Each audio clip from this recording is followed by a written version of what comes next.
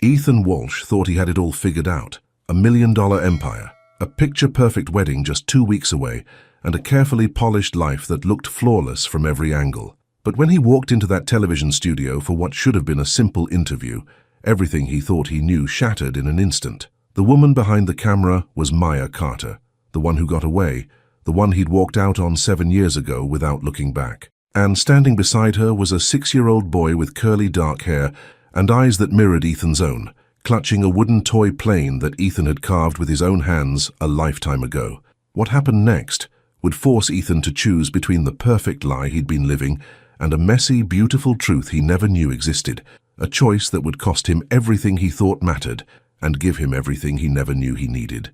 If you're watching this, subscribe right now and tell me in the comments where you're from, because this story about second chances and the courage to start over is one you won't want to miss. The studio lights were hotter than Ethan expected. He tugged at his collar and checked his watch again. Brooke was late, which wasn't like her. She'd insisted on being here for this interview, said it would be good for their image as a couple. The wedding was only 2 weeks away, and apparently every moment counted as a photo opportunity. "Mr. Walsh?" A young production assistant poked her head around the doorway. "We're ready for you in 5 minutes." Ethan nodded and smoothed down his tie. The navy blue one Brooke had picked out because it photographed well. He caught his reflection in the mirror, 32 years old, self-made millionaire, about to marry a beautiful woman who understood his world. Everything was exactly as it should be, so why did his stomach feel tight? He shook off the feeling and rehearsed his talking points one more time. Keep it light. Mention the wedding. Talk about the new community center he was funding. Smile. Be charming. Easy enough. The hallway buzzed with activity as crew members hurried past. Ethan stepped out of the dressing room and nearly collided with a woman carrying a clipboard and a coffee cup. "Sorry," she said, steadying her cup. "Are you Ethan Walsh?" "That's me." "Great, I'm Carla Knox, the producer. Our regular host had a family emergency this morning, so we brought in Maya Carter to fill in. She's excellent. You're in good hands." Ethan barely heard the rest of what Carla said. His mind had snagged on the name, Maya Carter. It couldn't be. That was 7 years ago.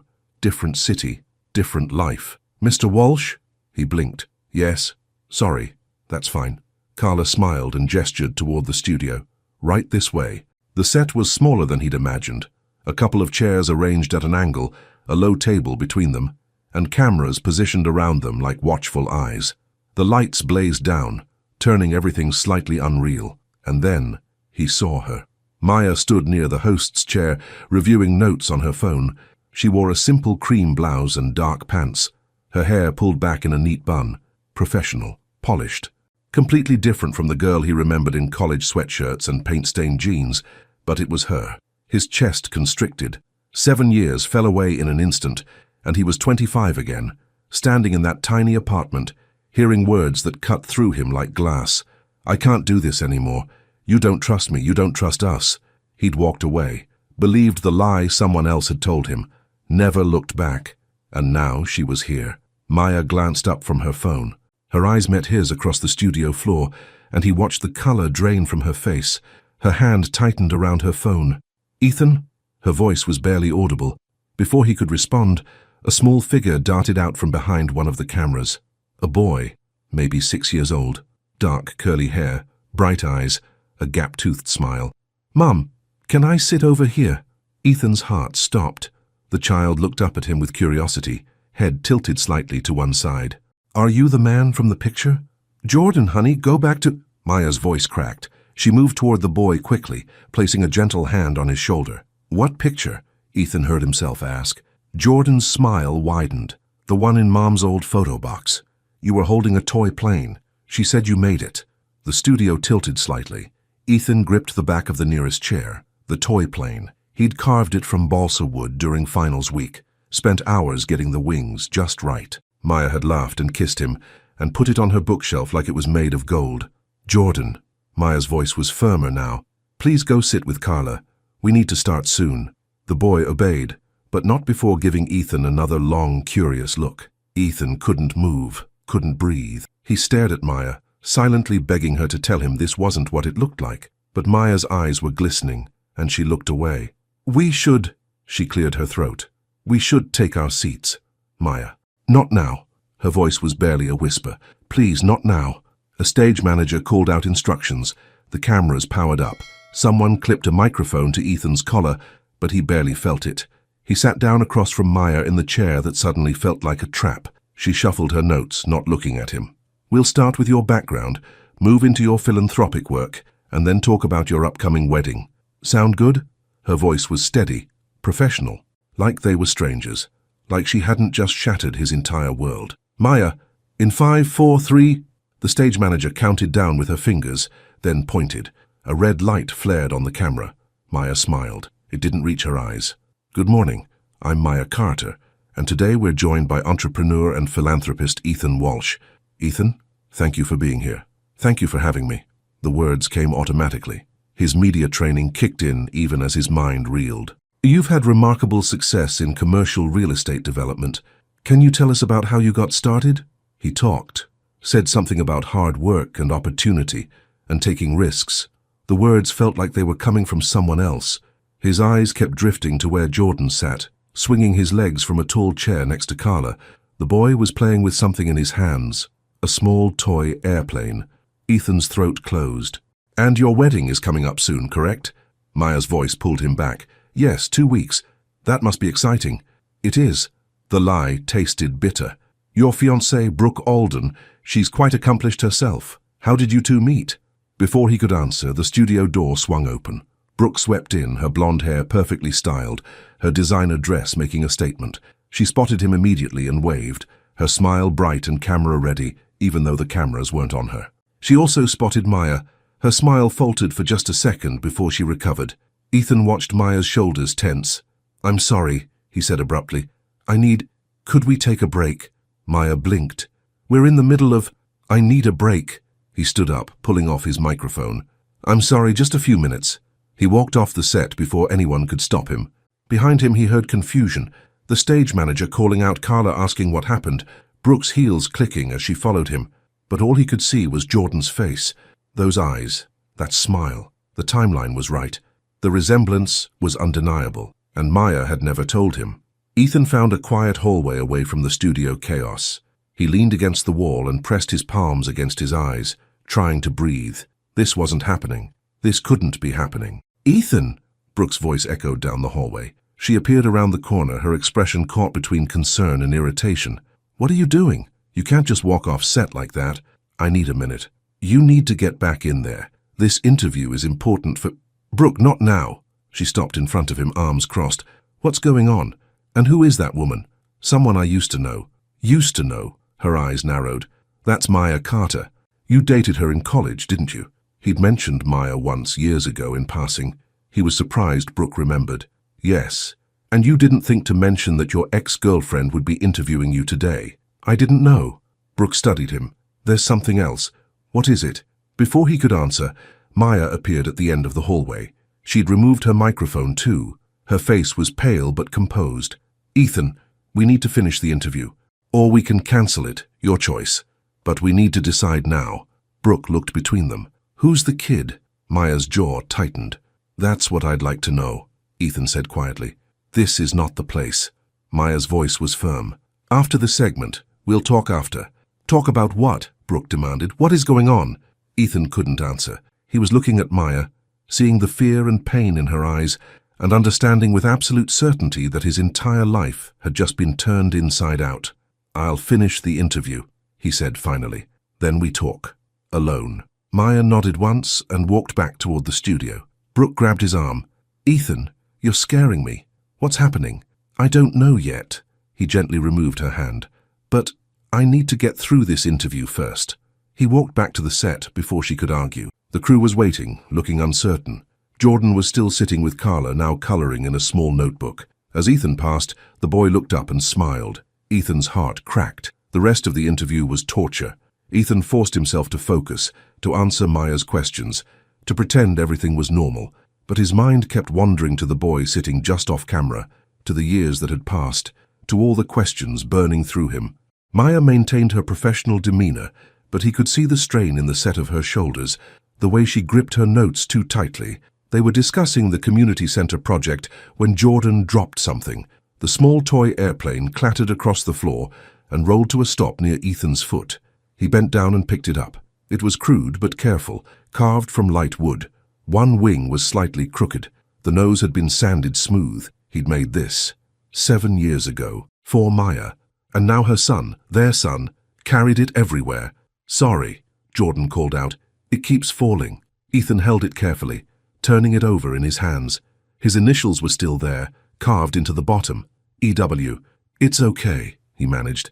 "It's a good plane. My mom says you made it a long time ago." "I did. She says you were really good at making things." Ethan's throat tightened. He looked at Maya. She'd stopped pretending to read her notes and was watching him, her eyes filled with something he couldn't name. "She's right," he said softly. "I used to be." "And we're done," the stage manager called out. "That's a wrap. Thank you, everyone." The cameras powered down. The crew began moving equipment. Brooke stood up from where she'd been watching in the wings, already heading toward him. But Ethan was focused on Maya. She stood slowly, carefully, like someone trying not to break. "There's a back door," she said quietly. "Through the green room. We can talk there." He nodded and handed the toy plane back to Jordan. "Take good care of this, okay?" "I always do." Jordan beamed at him. "Are you going to be on TV again?" "I don't know. I hope so. You seem nice." Something broke loose in Ethan's chest. He had to look away. Maya took Jordan's hand. "Come on, sweetie. We need to talk to Mr. Walsh for a few minutes." "Ethan," Brooke called out. "Where are you going?" "I'll be right back." "No, you won't just—" But he was already following Maya through the maze of hallways, past dressing rooms and storage closets, until they emerged through a side door into the parking lot behind the building. The afternoon sun was bright after the studio lights. Ethan blinked against it, disoriented. Jordan immediately spotted a small patch of grass and ran to it, pulling out the toy plane to fly it in circles. Maya watched him for a moment, then turned to Ethan. "I didn't know you were the interview subject. I was called in last minute. I would never have—" "Is he mine?" The words came out harder than he intended. Maya flinched. "Ethan, just tell me, please." She wrapped her arms around herself. "Yes." The world tilted again. He'd known, of course, had known from the moment he saw Jordan's face, but hearing it confirmed still knocked the air from his lungs. "When—" He couldn't finish the sentence. "7 years ago, right before we broke up. You never told me." "I tried." Her voice broke slightly. "I called once, about a month after you left. Someone else answered your phone. Brooke. It would have been Brooke. They'd met shortly after his breakup with Maya, when he was angry and hurt and convinced Maya had betrayed him. What did she say? That you didn't want to hear from me, that I should stop calling." He closed his eyes. "I never knew you called." "Would it have mattered?" Maya's voice was soft, sad. "You'd already decided I was a liar. You believed her, your ex, when she told you I was—" She stopped, glancing at Jordan. "When she told you those things about me. Things that weren't true." "I know." The words felt inadequate. "I know that now. I figured it out about a year later, when I heard she'd done the same thing to someone else. Made up stories to break up a relationship because she wanted him back. A year later." Maya's laugh was bitter. "I was pregnant and alone by then, working 2 jobs and trying to finish school." Guilt crashed over him. "Maya, why are you getting married?" she asked suddenly. "Do you love her?" The question caught him off guard. Yes. Brooke and I, we're compatible. We want the same things." "That's not what I asked." He didn't answer. Couldn't. "Mama!" Jordan came running over, the plane still clutched in his hand. "Can we get ice cream? Please?" Maya shook her head. "Not today, honey. We need to go home." "But we always get ice cream after your work." Jordan's lower lip jutted out. "Not today." "Why not?" "Jordan, I'll take you." The words were out before Ethan could stop them. "I mean, if it's okay with your mom. There's a cafe right around the corner. I saw it on the way in." Maya stared at him. "Ethan, you don't have to." "I want to." He looked down at Jordan. "I want to. If that's okay." Jordan's whole face lit up. He looked up at Maya with pleading eyes. "Please, Mama, please." Maya hesitated. Ethan could see the war playing out across her face. Fear, hope, protective instinct, and something else he couldn't quite name. Finally, she nodded. "Okay, just for a little while." Jordan cheered and immediately grabbed Ethan's hand. The small fingers wrapped around his felt like lightning. "Come on, I know the best way to the street." Ethan let himself be pulled forward, completely unprepared for how natural it felt. How right. Maya followed behind them, her phone already buzzing in her hand. She glanced at the screen, and her expression darkened. "Everything okay?" Ethan asked. "It's just—" She showed him the screen. Multiple missed calls from a number he recognized. Brooke's calling me. Of course she was. Brooke would want answers, would want to know what was happening. I'll talk to her, Ethan said. Later. Right now. He looked down at Jordan, who was chattering excitedly about different ice cream flavors. Right now, I just want to spend a few minutes with him. Maya's eyes glistened. Okay. They walked toward the street together. A strange little trio. Jordan kept asking questions. What kind of ice cream did Ethan like? Did he have any pets? Had he ever been on an airplane? Did he know how to build stuff? Ethan answered as best he could, marveling at how easy it was to talk to this child. His child. The word still felt unreal, but with every step, with every squeeze of that small hand in his, it became a little more solid, a little more true. They reached the cafe, a small place with outdoor tables and a cheerful striped awning. Jordan immediately pressed his nose against the glass case, studying the ice cream flavors with intense concentration. You can get 1 scoop, Maya told him. Whichever kind you want. 2 scoops? Jordan asked hopefully. 1 scoop. But Ethan's buying. Maybe he lets me get 2. Maya shot Ethan a warning look. He held up his hands. 1 scoop sounds perfect to me. Jordan sighed dramatically but accepted defeat. Okay. Cookie dough, please. They ordered. Cookie dough for Jordan, vanilla for Maya, chocolate for Ethan, and found a table outside. The afternoon was warm but not hot, with a light breeze carrying the scent of salt water from the harbor a few blocks away. Jordan attacked his ice cream with enthusiasm, getting it all over his face within seconds. Maya automatically reached over with a napkin, wiping his chin in a gesture so practiced and tender it made Ethan's chest ache. This was her life, had been for 6 years. Raising their son alone while he'd been building his company and planning a wedding and convincing himself he was happy. So, Jordan said around a mouthful of ice cream. Are you famous? Not really, Ethan said. But you were on TV. Just today. Do you have a big house? Jordan, Maya said gently. That's not polite to ask. It's okay. Ethan smiled. I have a pretty big house, yeah. With a pool? With a pool. Jordan's eyes went wide. Mama, can we go swimming there? Maya's face flushed. Honey, we can't just invite ourselves to... You're invited, Ethan said quietly. Anytime. Their eyes met across the table. Maya looked away first. Mr. Walsh probably has a lot of things to do, she told Jordan. He's very busy. Are you too busy to play? Jordan asked Ethan directly. The question was so simple, so honest. It deserved an honest answer. No, Ethan said. I'm not too busy for that. Jordan grinned. Good, because I have a soccer ball at home and Mama says I need to practice, but she's not very good at kicking. I am too good at kicking, Maya protested, but she was smiling. You kick like a penguin. A penguin? Ethan laughed. What does that even mean? Jordan demonstrated by waddling in his chair, and soon all 3 of them were laughing. For a moment it was easy, natural, like they were a real family sharing a regular afternoon. Then Ethan's phone rang. Brooke's name flashed on the screen. The laughter died. I should, Ethan started. Answer it, Maya said quietly. You need to. He stood and walked a few steps away from the table. Hello?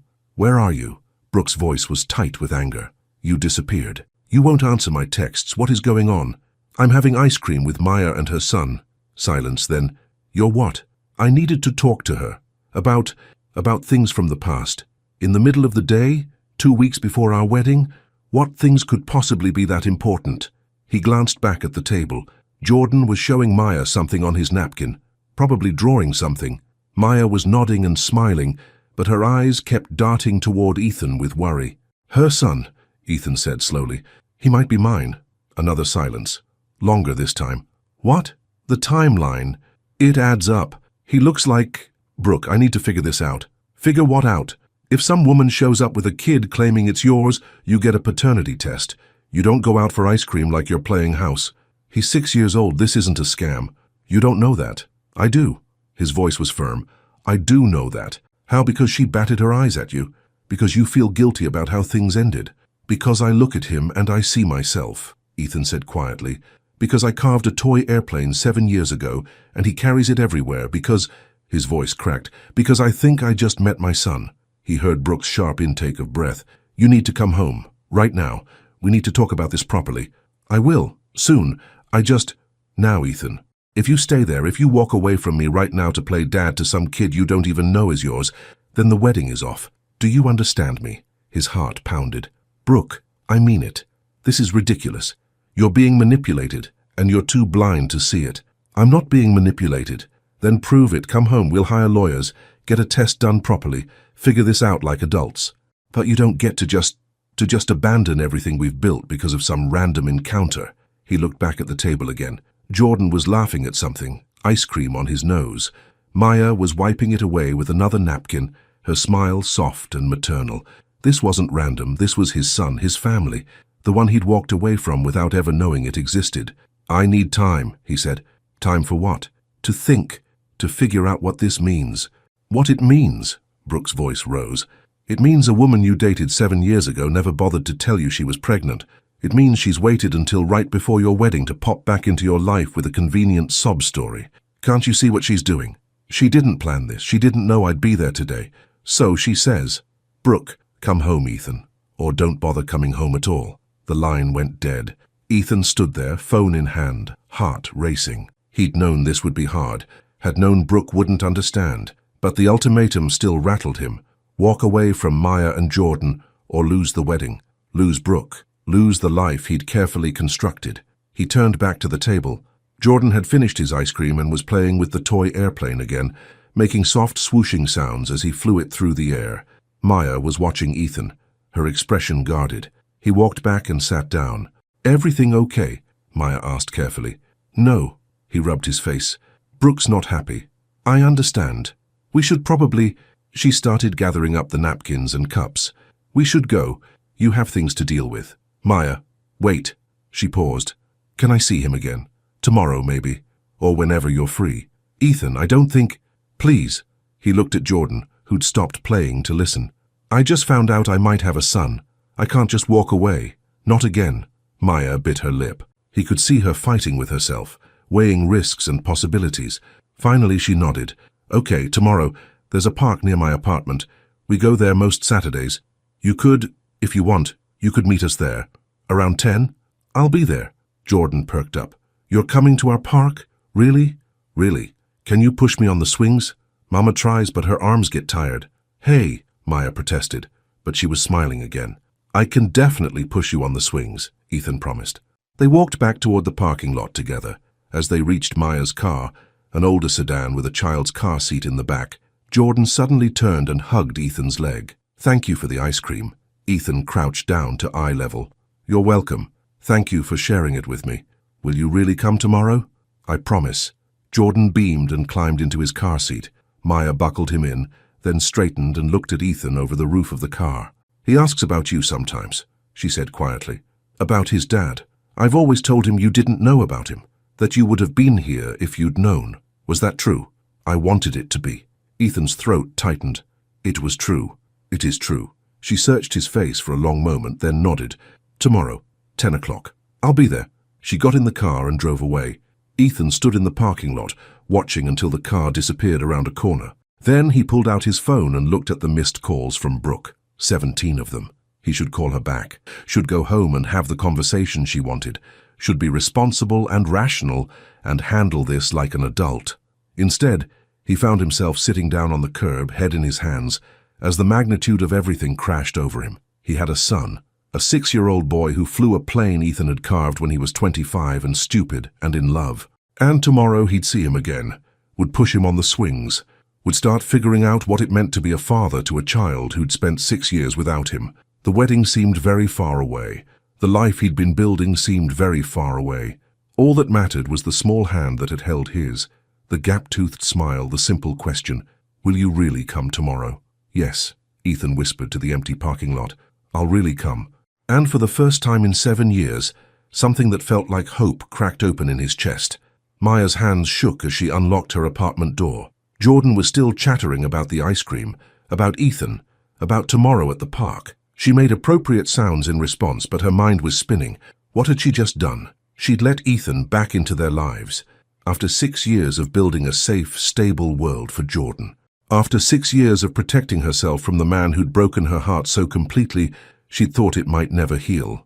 Mama, can I watch cartoons? Sure, baby. She turned on the TV and collapsed onto the couch, suddenly exhausted. Jordan settled on the floor with his coloring books, content. Maya watched him, her heart aching. He looked so much like Ethan, the same dark hair that curled at the ends, the same way of tilting his head when he was thinking. Even his laugh, that surprised, delighted sound, was pure Ethan. She'd seen it every day for 6 years and survived by telling herself Ethan was gone, that he'd made his choice, that they were better off without someone who could believe lies so easily.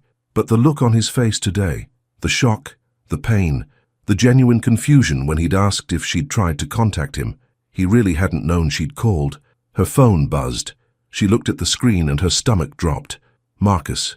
Her older brother had a sixth sense for when something was wrong. "Hey," she answered. "Don't hey me, what happened?" Marcus's voice was gentle but firm. "You left 3 voicemails that just said, 'Call me,' and nothing else. Are you okay? Is Jordan okay?" "We're fine, it's just—" She glanced at Jordan, still absorbed in his coloring. "Can you come over?" Silence. Then, "I'm already in the car." "Marcus, you don't have to—" 20 minutes. He hung up. Maya set down her phone and dropped her head into her hands. This was all moving too fast. This morning she'd woken up as a single mother with a simple life. Now Ethan Walsh, millionaire, almost married, completely off limits Ethan Walsh, knew he had a son, and she'd agreed to see him again tomorrow. What was she thinking? Marcus arrived in 15 minutes instead of 20. He let himself in with his spare key, took one look at Maya's face, and immediately went to the kitchen. "Where's the tea?" he called. "Cabinet above the coffee maker." She heard him rummaging around, filling the kettle. Jordan looked up from his coloring. "Uncle Marcus." "Hey, little man. You being good for your mama?" "Always." "That's my guy." Marcus came back out with 2 mugs of tea and handed one to Maya. He settled into the armchair across from her, his expression patient but worried. "Talk." Maya wrapped her hands around the warm mug. "You remember Ethan Walsh?" Marcus's jaw tightened. "The guy who broke your heart when you were pregnant?" "Yeah, I remember. He's back. Sort of. Sort of." She explained the whole story, the last-minute interview assignment, the shock of seeing Ethan after 7 years, Jordan's innocent questions, the ice cream, all of it. Marcus listened without interrupting. When she finished, he was quiet for a long moment. "So he didn't know," he finally said. "No. Brooke, his new fiancée. She must have intercepted my call and never told him. And now he wants to be involved. He says he does. Do you believe him?" Maya looked at Jordan, who was now flying his toy airplane around the living room, making engine noises. "I don't know. I want to. But Marcus, he's getting married in 2 weeks. He has this whole life that doesn't include us. What happens when the reality sets in? When being a dad isn't just ice cream and parks?" "That's a fair question." Marcus took a sip of tea. "But it's also fair to give him a chance to answer it." Maya's head snapped up. "What? I'm not saying trust him blindly. I'm not saying let him hurt Jordan or you. But Maya, if he really didn't know, then he deserves a chance to step up. He left me, Marcus. He believed the worst about me without even asking for my side. I know, and that's on him. But people can change." Marcus leaned forward. "You've changed. You're not the scared 21-year-old who cried on my couch for 3 months straight. You're stronger now. You've built a good life for Jordan. You can handle this however it needs to be handled." Maya felt tears prick her eyes. "What if he breaks Jordan's heart? Then I'll break his face." Marcus said it so matter-of-factly that Maya almost laughed. "But seriously, we don't know what's going to happen. All we can do is take it one day at a time, see if he shows up tomorrow, see if he keeps showing up. And if he does, then Jordan gets to know his dad, and maybe—" Marcus paused. "Maybe you get a second chance at something too." "I don't want that." The words came out too quickly. Marcus raised an eyebrow. "You sure about that?" "He's engaged, Marcus. For now." "That's not— I'm not going to be the reason someone's wedding falls apart. From what you told me, it sounds like that wedding was already on shaky ground." Marcus set down his mug. "Look, I'm not saying throw yourself at the guy. I'm just saying keep an open mind. See what happens. And remember that whatever you decide, I've got your back. Always." Maya reached over and squeezed his hand. "Thank you. That's what big brothers are for." He glanced at Jordan. "So, tomorrow at the park, you want me there? Would you?" "Obviously. I need to make sure this guy knows what he's dealing with if he even thinks about hurting my nephew." Maya smiled despite everything. "You're going to intimidate him on purpose, aren't it you?" "Absolutely." That night after Jordan was asleep, Maya found herself digging through the closet in her bedroom. Way in the back, buried under winter coats and old textbooks, was a cardboard box. She pulled it out and opened it carefully. Inside were photos, dozens of them. Her and Ethan at 21 and 25, young and in love and convinced they had forever. There was Ethan on graduation day, wearing her cap and making a ridiculous face. Maya in his apartment, paint splattered from helping him refinish furniture. The two of them at a concert, his arm around her waist, both of them laughing at something long forgotten, and tucked in the corner, the photo Jordan had mentioned. Ethan holding up the toy airplane he'd just finished carving, grinning like he'd won a prize. Maya traced the image with her finger. He'd been so proud of that silly plane. Had spent hours on it when he should have been studying for finals, just because Maya mentioned she'd always wanted to learn to fly. "You're going to be a pilot someday," he'd told her, "and I'll be able to say I made your first plane." She'd kissed him then, soft and sweet, and whispered, "I love you." He'd said it back without hesitation. 3 months later, everything had fallen apart. Maya closed the box and shoved it back into the closet. Looking at old photos wouldn't help anything.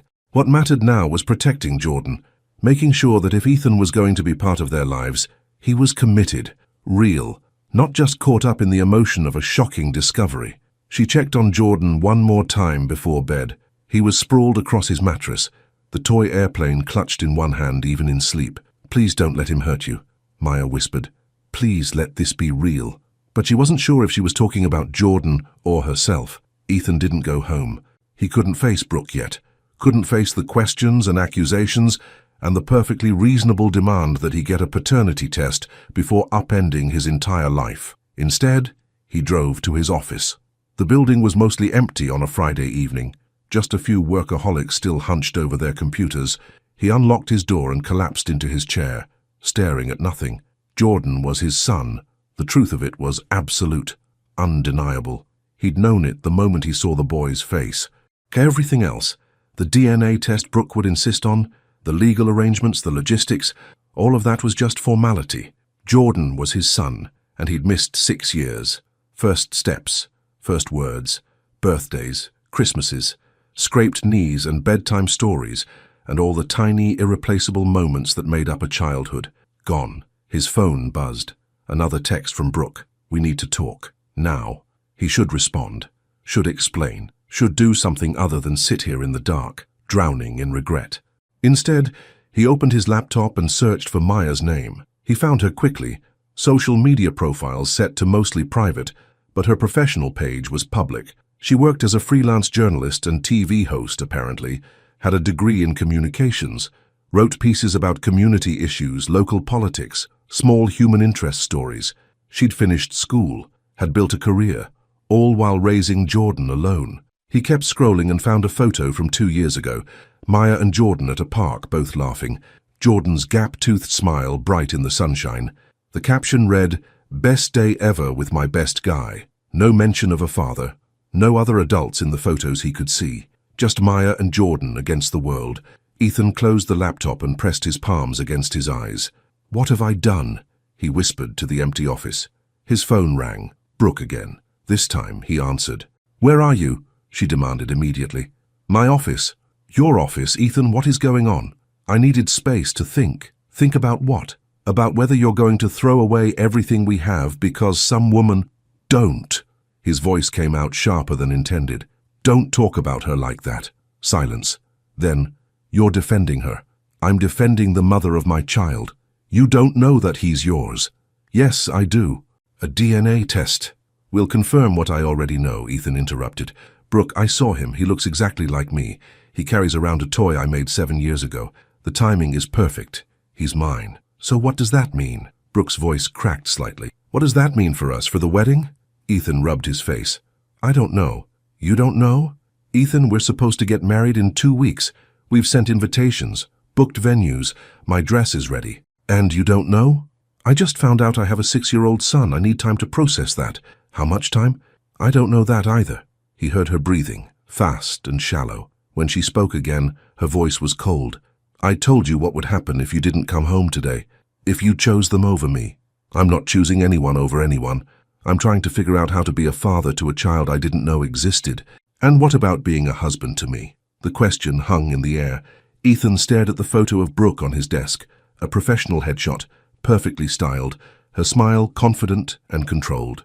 When had he last made her laugh the way Maya used to laugh? When had they last talked about anything deeper than guest lists and investment portfolios? "I love you," he said, but even to his own ears it sounded uncertain. "Do you?" Brooke asked quietly. Or do you love the idea of me, the life we represent? That's not fair. Isn't it? Be honest, Ethan. Are you in love with me, or are you in love with having everything look perfect? He didn't answer. Couldn't. That's what I thought. He heard her breath hitch. I'm going to stay at my parents' house for a few days. You need to figure out what you want, and then you need to decide if you're going to marry me or not. Brooke, I mean it. I'm not going to wait around while you play house with your ex-girlfriend. Either you commit to our life together, or we're done. Completely. Can't we just... No, we can't just anything. This is simple, Ethan. Choose. The line went dead. Ethan set down his phone and dropped his head into his hands. Everything was spinning out of control. His perfect, ordered life was coming apart at the seams, and he couldn't seem to stop it. Didn't want to stop it. Because for the first time in 7 years, something felt real again. Saturday morning arrived too quickly. Ethan barely slept, tossing and turning in his too large house that suddenly felt like a mausoleum. At 8 a.m., he gave up and got in the shower. What did you wear to meet your son for the second time? He settled on jeans and a simple t-shirt. Casual, approachable, not trying too hard. He left the house at 9:30, even though the park was only 15 minutes away. Better to be early than risk being late. The park was small but well maintained. Playground equipment, walking paths, lots of trees providing shade. A few other families were already there, kids running and playing while parents watched from benches. Ethan checked his phone. 9:45. At 9:53 he saw them. Maya and Jordan walking down the path, Jordan skipping ahead with a soccer ball under his arm. And walking beside Maya was a tall, broad-shouldered man who looked like he could break Ethan in half without breaking a sweat. Marcus. Had to be. Ethan stood up from the bench and walked toward them, his heart pounding. Jordan spotted him first. Ethan, you came. The boy ran toward him, and Ethan crouched down just in time for Jordan to crash into him with a hug. Of course I came, Ethan said, his voice rough. I promised, didn't I? Mama said sometimes grown-ups make promises they don't keep. Well, I keep my promises. Jordan pulled back and studied him seriously. Good, because I brought my soccer ball and we need to practice. Maya reached them, slightly breathless. Jordan, honey, let Ethan say hello first. It's okay. Ethan straightened and met her eyes. She looked nervous, worried, but also determined. Hi, hi. The man beside her cleared his throat pointedly. Right, Maya gestured. Ethan, this is my brother Marcus. Marcus, this is Ethan Walsh. Marcus extended his hand. Ethan shook it and tried not to wince at the grip. Nice to meet you, Marcus said. His tone suggested it was anything but nice. You too. They stood there awkwardly for a moment. Jordan, oblivious to the tension, was already running toward an open area of grass. Come on, he called back. We have to practice before it gets too hot. Maya looked at Ethan. You don't have to. I want to. He meant it. They followed Jordan to the grass. Marcus positioned himself on a bench with a clear view of everything, arms crossed, expression unreadable. Jordan dropped the soccer ball and kicked it toward Ethan. Try to get it past me. For the next hour, Ethan played soccer with his son. It was clumsy and chaotic. Neither of them were particularly skilled, but Jordan's laughter made it perfect. Maya sat on the grass nearby, watching, occasionally offering encouragement or gentle corrections. When Jordan finally declared he needed water, they migrated to the benches. Marcus handed Jordan a juice box from a small cooler, and Jordan immediately started telling Ethan about his school, his friends, his favorite TV shows. Ethan listened to every word, filing away details. Jordan liked dinosaurs and space. He wanted to be an astronaut when he grew up. He was learning to read chapter books. He had a best friend named Tyler, who had a tree house. Do you have a tree house? Jordan asked. No, but I have a big backyard. Could you build a tree house? Jordan, Maya interjected gently. That's not... I could, Ethan said. If your mom says it's okay, I could definitely build one. Jordan's eyes went wide. Really? Really? Mama, can he? Can Ethan build me a tree house? Maya shot Ethan a look that clearly said, why would you offer that? But she smiled at Jordan. Maybe. We'll see. We'll see means maybe yes, Jordan informed Ethan confidently. I'll remember that. Marcus stood up. Jordan, buddy, why don't you show me how high you can swing? Let your mama talk to Ethan for a minute. But I'm talking to Ethan, and you'll talk to him more in a few minutes. Come on. Marcus held out his hand, and Jordan, after a moment's hesitation, took it. They walked toward the swings, leaving Maya and Ethan alone. Maya watched them go, then turned to Ethan. A tree house? I got carried away. I'm sorry. You can't just... She stopped, took a breath. You can't make promises like that. He'll remember, he'll expect it. Then I'll do it. Ethan, you don't understand. You can't just drop into his life, be fun dad for a few days, and then disappear when things get complicated. I'm not going to disappear. You say that now, but what about when the wedding happens? What about when your real life takes over? Maya. He shifted on the bench to face her fully. I'm not getting married. She blinked. What? Brooke and I, we're done. Or we will be soon. I haven't officially ended it yet, but... He ran a hand through his hair. She gave me an ultimatum. Choose her and the wedding, or choose to be here with Jordan. She didn't mean it as a real choice. She thought I'd choose her. And you didn't. No. He met her eyes. I didn't. Maya looked away. Her expression conflicted. You're making a huge decision very quickly. Am I? Or did I make this decision 7 years ago when I walked away from you? His voice softened. I've spent 7 years building a life that looks successful on the outside, but it's been empty, Maya. And I didn't even realize it until yesterday when I saw Jordan's face. That's the shock talking, the emotion.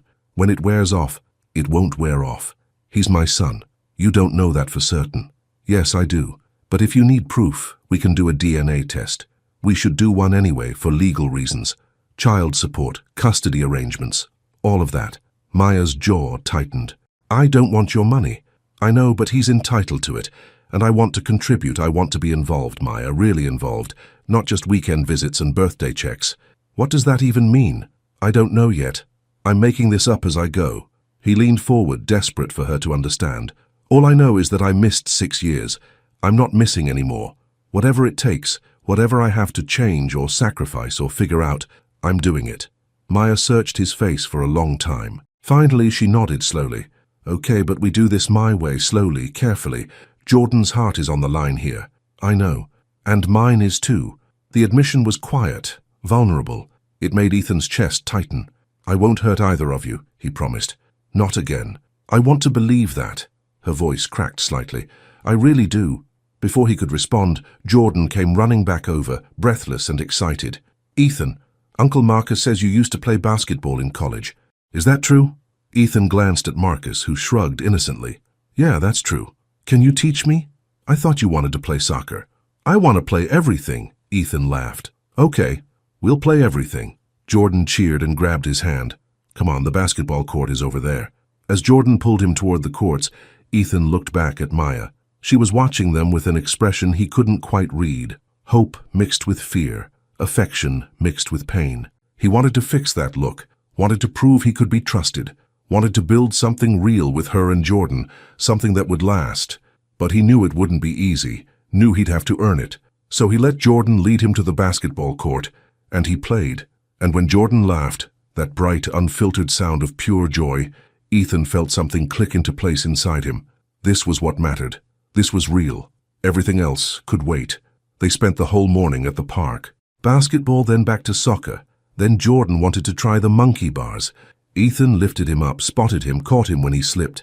Every moment felt precious, important, like he was trying to make up for 6 years in a single morning. Marcus eventually wandered over and stood next to Ethan, while Jordan attempted the monkey bars again. He's a good kid, Marcus said. He is.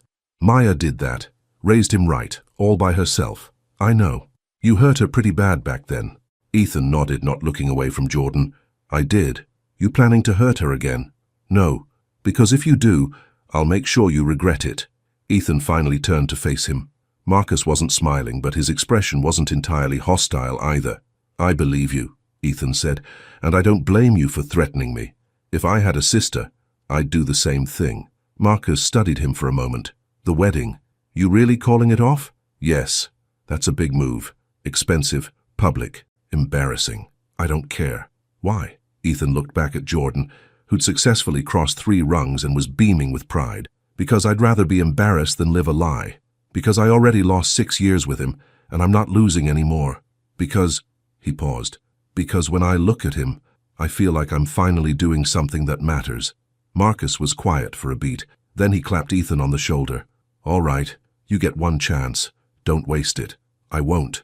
Jordan dropped from the monkey bars and ran over. Did you see I did 4 this time? I saw, that was amazing. I'm hungry. Can we get lunch? Maya stood up from the bench where she'd been reading. We should probably head home. Ethan probably has things to do. No, Ethan said it too quickly. I mean, if you're hungry, we could get lunch together, if that's okay. Jordan looked at Maya with pleading eyes. Please? Maya hesitated. Ethan could see her weighing it, protecting her boundaries versus letting Jordan have this time with his father. Okay, she said finally, but somewhere simple. There's a diner 2 blocks from here, Marcus offered. Good burgers. Perfect. They walked to the diner together, Jordan between Ethan and Maya, holding both their hands. Ethan's heart swelled at the simple gesture. The diner was busy, but they found a booth. Jordan insisted on sitting next to Ethan, which made Ethan unreasonably happy. Over burgers and fries, Jordan continued his stream of questions. What was Ethan's favorite color? Did he like dogs or cats better? Had he ever been to Disney World? Did he know how to swim? Ethan answered everything patiently, storing away Jordan's responses too. Blue. Dogs. Definitely dogs. Yes, when he was 10. Yes, very well. Maya watched them, her expression softening gradually. Marcus ate his burger and said little, but his protective stance had relaxed somewhat. When the check came, there was a brief argument about who would pay. Ethan won by sheer stubbornness. Outside the diner, Jordan yawned hugely. Someone needs a nap, Maya said. I'm not tired, Jordan protested, even as he yawned again. Sure you're not. She ruffled his hair affectionately. Come on, buddy. Let's get you home. Jordan looked up at Ethan. Will you come tomorrow too? Ethan glanced at Maya. She nodded almost imperceptibly. If your mom says it's okay, I'd love to. She says it's okay, right, Mama? Maya smiled. Right. But tomorrow is Sunday. We usually have a quiet day at home. You could have a quiet day with us, Jordan said to Ethan. Jordan, Ethan might have other plans. I don't, Ethan interrupted. I don't have any plans. Maya bit her lip. Okay, you can come over in the afternoon, but just for a couple hours, and we're not doing anything special, just hanging out. That sounds perfect. They exchanged phone numbers. Somehow they'd gone through all of yesterday without doing that. Then Marcus led Jordan toward where they'd parked, giving Maya and Ethan a moment alone. Thank you, Ethan said, for today, for giving me this chance. Don't thank me yet. We're still figuring this out. I know. But Maya, he stepped closer. I meant what I said earlier. I'm all in, whatever it takes. She looked up at him, and for a moment he saw the girl he'd loved 7 years ago, before the hurt, before the years apart. Just don't break his heart, she whispered. Please. I won't. I promise. She nodded and turned to follow Marcus and Jordan. Ethan watched them go, then pulled out his phone. He had texts from Brooke, voicemails from his assistant, emails from wedding vendors. He ignored all of them and typed a single message to Brooke. We need to talk. I'm sorry, but I can't do this. The wedding's off. He hit send before he could second-guess himself. Then he got in his car and drove home to start dismantling the life he'd built, brick by careful brick, to make room for something real. Sunday afternoon, Ethan stood outside Maya's apartment building with a bag of groceries in one hand and a children's book in the other.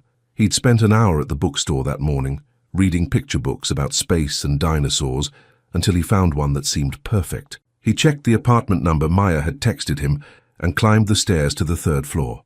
The building was older, but well-maintained, with plants on some of the windowsills and the faint smell of someone cooking something delicious. He knocked on apartment 3C, Jordan answered, throwing the door open with enthusiasm. You came. Mama, he came. I can see that. Maya appeared behind Jordan, wiping her hands on a dish towel. She wore jeans and an oversized sweater, her hair loose around her shoulders. Come in. The apartment was small but cozy. A living room with a worn couch and mismatched chairs, toys organized in colorful bins, drawings taped to the walls. Through an open door, he could see a tiny kitchen where something was simmering on the stove. I brought some things. Ethan held up the bag. Ingredients for pasta. I wasn't sure if you'd eaten yet. We haven't. Maya looked surprised. You cook? I learned. Living alone, you either learn to cook or eat takeout every night. I like pasta, Jordan announced. Can I help? If your mom says it's okay. Maya smiled. Sure. But first, let Ethan sit down. He just got here. Actually, I'd like to start cooking if that's all right. I find it relaxing. It was true, and also it gave him something to do with his hands, which were nervous. Maya led him to the kitchen. It was cramped but functional, barely enough room for 2 people to move around comfortably. Ethan unpacked the bag, Fresh tomatoes, basil, garlic, good olive oil, pasta. You went to the farmer's market, Maya observed. Is it that obvious? These are from Giuseppe's stand. I'd recognize his tomatoes anywhere. You shop there? When I can afford it, she said it matter-of-factly without self-pity. Ethan's chest tightened. While he'd been building his empire, Maya had been budgeting for farmer's market tomatoes. Jordan climbed onto a stool at the tiny counter. What can I do? You can be my official taste tester, Ethan said. Very important job. Jordan sat up straighter. I'm good at tasting. I bet you are. They fell into an easy rhythm. Ethan chopped garlic while Maya pulled out a pot for the pasta. Jordan chatted constantly, asking questions about everything. Why did they have to chop the garlic so small? Where did pasta come from? Did Ethan know how to make pizza too? The kitchen filled with the smell of garlic and tomatoes. Maya found a bottle of wine in the back of her cabinet, left over from Marcus's birthday, and poured 2 glasses. To new beginnings, she said, raising her glass. To new beginnings. Ethan clinked his glass against hers. Their eyes met and held for a moment. Then Jordan demanded attention again, and the moment passed. Dinner was simple but good. They ate at the small table in the living room, Jordan continuing his endless stream of conversation. He told Ethan about his week at school, about the book they were reading in class, about the art project he was working on. We have to draw our families, Jordan explained. I drew me and Mama and Uncle Marcus. Can I see it? Ethan asked.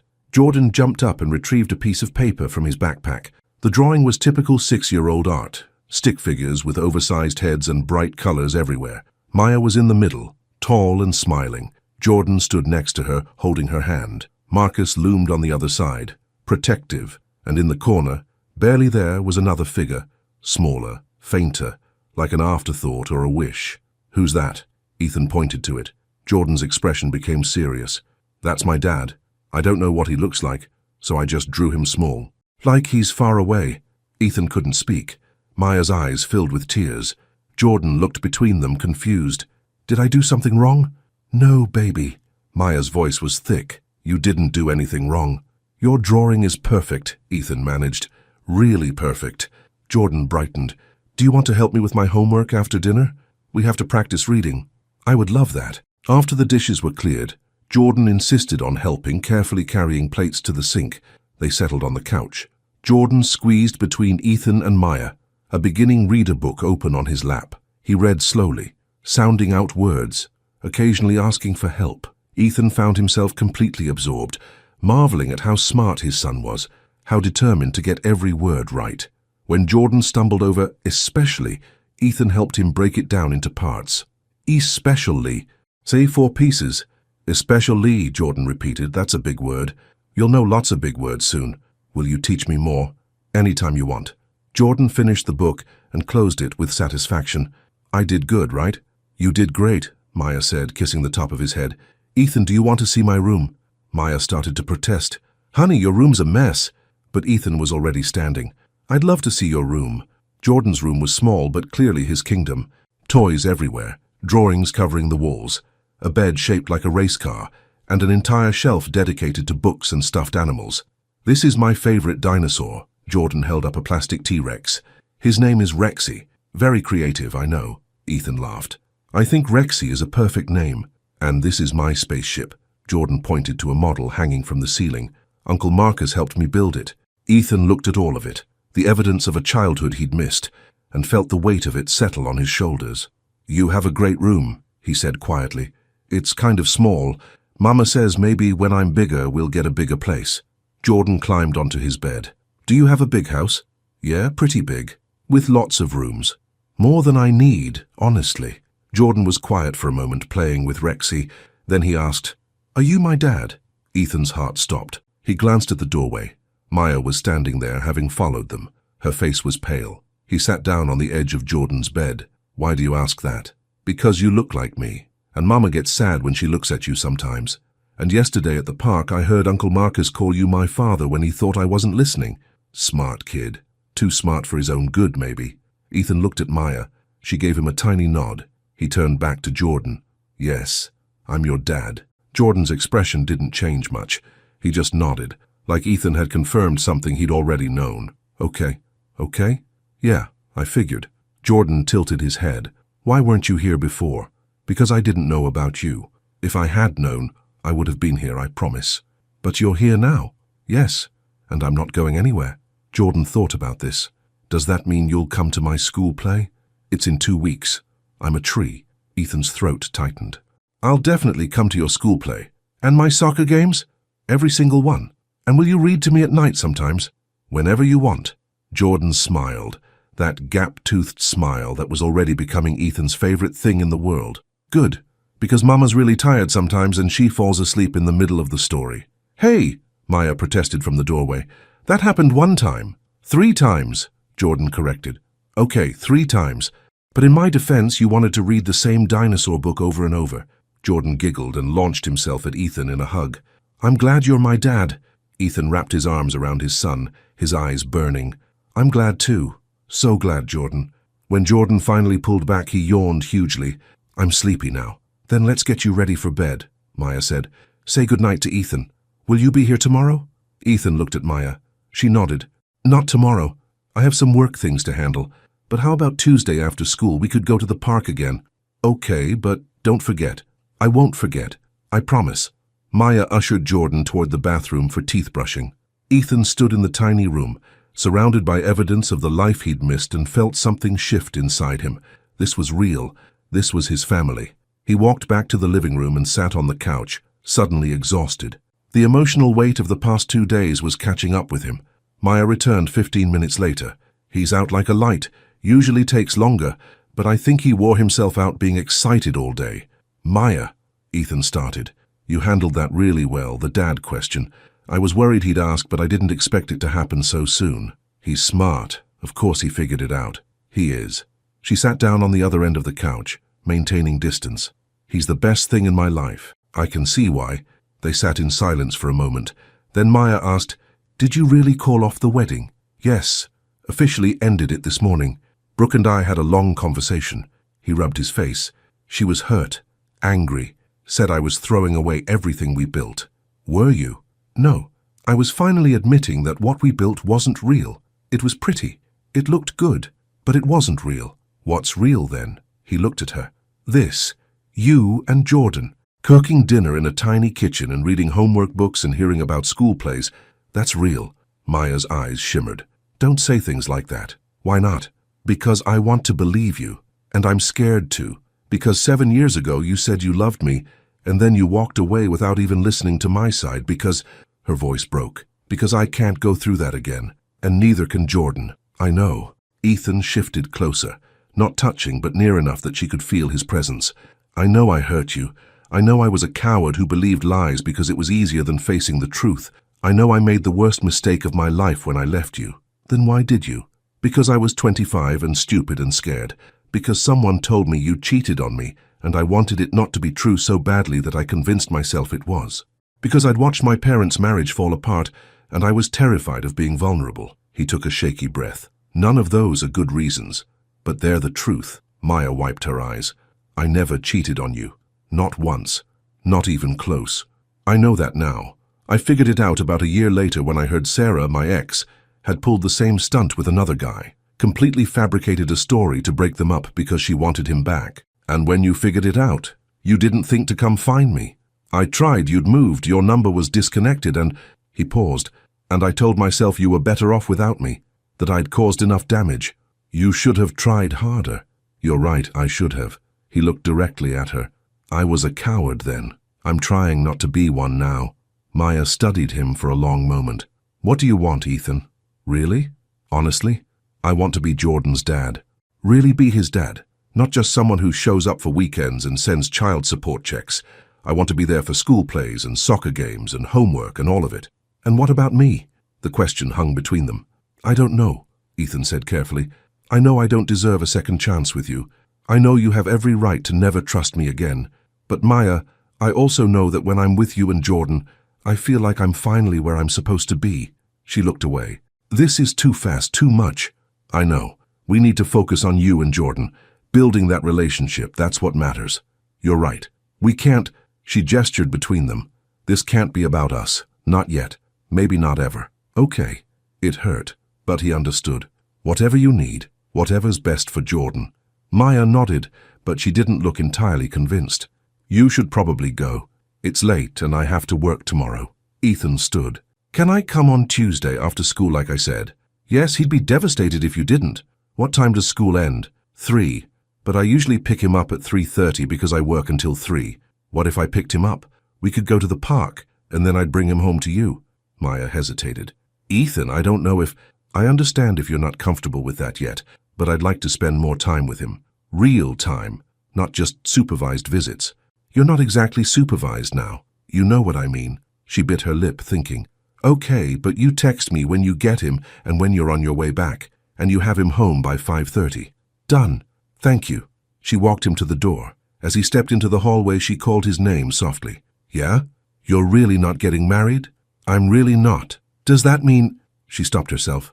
Never mind. Does it mean what? Nothing. It's not important. But her eyes said it was very important. Ethan wanted to push, to ask what she'd been about to say, but he'd promised to go slow, to focus on Jordan. So he just said goodnight and walked down the stairs, already counting the hours until Tuesday. Monday was chaos. Ethan spent the day handling the fallout from the cancelled wedding, angry emails from vendors about lost deposits, concerned calls from friends asking if he was okay, a long, painful conversation with Brooke's father, who was surprisingly understanding. She deserves someone who's all in, Mr. Alden said. If that's not you, better to know now. By evening, Ethan was exhausted. He ordered takeout and sat in his too large house staring at his phone. He'd texted Maya earlier to confirm Tuesday plans. She'd responded with simple logistics, Jordan's school address, the pickup procedure, dietary restrictions. None, but he hated mushrooms. Professional, distant. Like he was a babysitter, not the boy's father. He couldn't blame her. His phone buzzed, a text from an unknown number. This is Marcus. We need to talk. Coffee tomorrow morning? 8 a.m.? Ethan stared at the message. This couldn't be good. Sure. Where? Marcus sent the address of a cafe downtown. Ethan confirmed, and spent the rest of the evening trying not to worry about what Maya's brother wanted to discuss. Marcus was already there when Ethan arrived, sitting at a corner table with 2 coffees already ordered. Black, no sugar, Marcus said, pushing 1 cup toward Ethan. That's still how you take it, right? You remember that? Maya mentioned it 7 years ago. Marcus took a sip of his own coffee. She mentioned a lot of things about you back then, before you broke her. Ethan sat down. I assume this isn't a friendly social call. No. This is the I'm her big brother, and I need to make sure you understand the stakes call. I understand them. Do you? Marcus leaned forward. Because from where I'm sitting, you've known about Jordan for 3 days. 3 days, and you've already called off your wedding, declared yourself a dedicated father and started spending significant time with a kid you can't legally prove is yours. The DNA test is scheduled for Wednesday. That's not my point.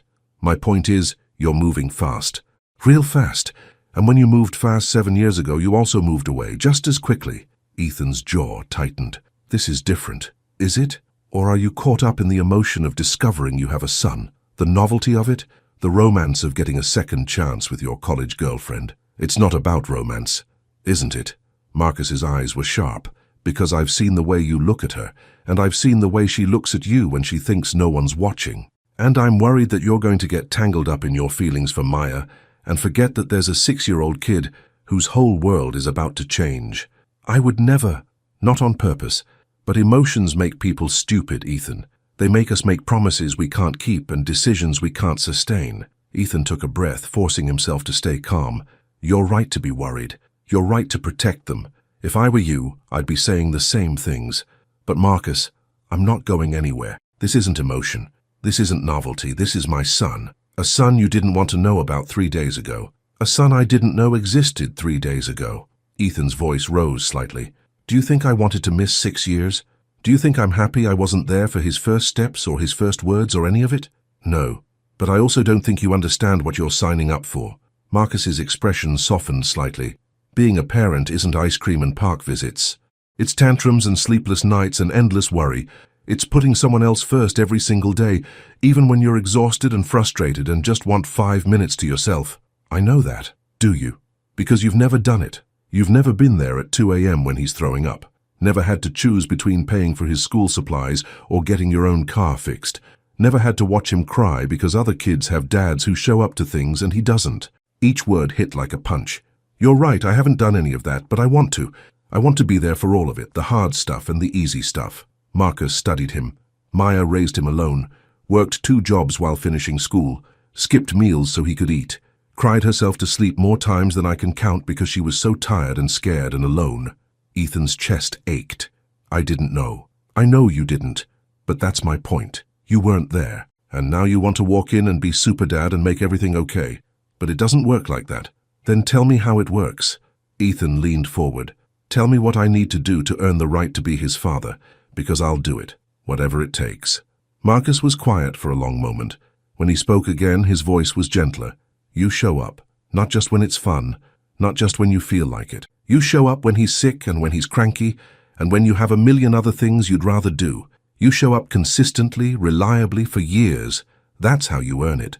Okay, then that's what I'll do. And Maya? What about her? Don't hurt her again. Don't use Jordan as an excuse to get close to her and then bail when things get complicated. If you can't separate being his dad from wanting to be her partner, you need to figure that out now. I care about both of them. That's not an answer. Ethan ran his hands through his hair. I don't know what you want me to say. Yes, I have feelings for Maya. I never stopped having feelings for Maya. But my priority is Jordan, being his father, building a relationship with him. Everything else is secondary. Make sure it stays that way. Marcus finished his coffee. Because if you mess this up, if you hurt that kid or break my sister's heart again, I won't be nearly as nice as I'm being right now. Understood? Marcus stood. Good. Now get out of here. You have a kid to pick up from school tomorrow, and you should probably figure out what 6-year-olds actually like to do at parks. Despite everything, Ethan smiled. Any suggestions? Pushing him on the swings always works, and he loves it when you pretend to be a dinosaur chasing him. Makes him laugh every time. Thanks.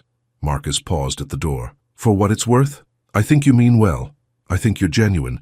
But meaning well isn't enough. You have to follow through. I will. Marcus nodded and left.